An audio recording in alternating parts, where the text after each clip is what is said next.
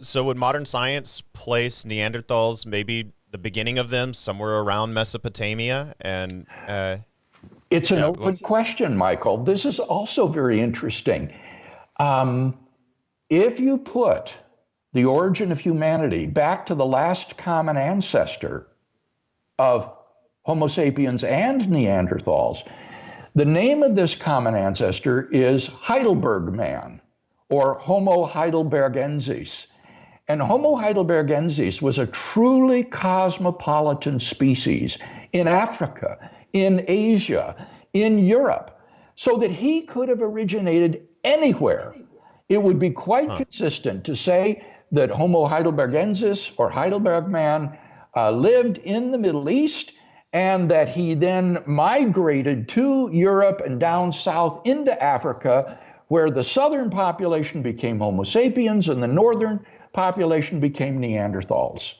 So I'm interested in the kind of how this affects the Imago Dei. I'm curious what your thoughts are. Have we, in a sense, evolved out of an ectoplasmic whatever into something that's monkey into Homo sapien into, or is Neanderthals all humanoid kind of beings created independently of creation?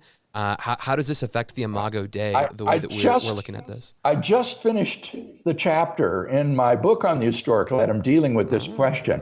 And I think that my identification of Adam as belonging to Homo heidelbergensis implies that Neanderthals and Homo sapiens alike are created in the image of God.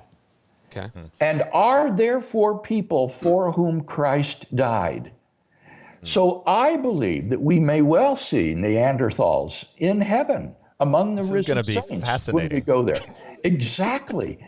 And when you look at the morphological or facial features of Heidelberg man and Neanderthal, well, as one paleoanthropologist has said, if you were to dress them up in a three-piece suit and have him walk into a New York subway, he would not have aroused any sort of special interest. And I don't think that's a commentary just on the indifference of New Yorkers.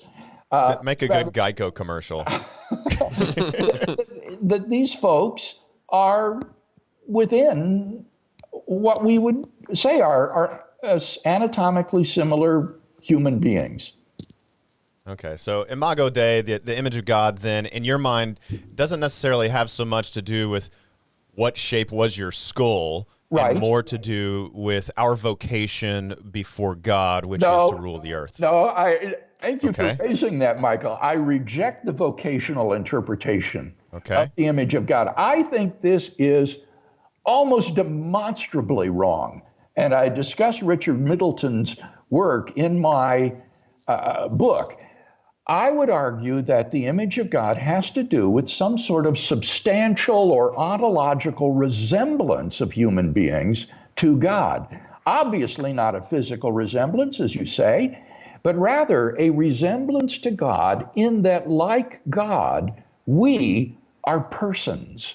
That is to say, we are rational, self-conscious, free individuals who are able to make morally significant choices. And even the vocational interpretation presupposes such an ontological resemblance, because in order to carry out the vocation of being God's representatives and royal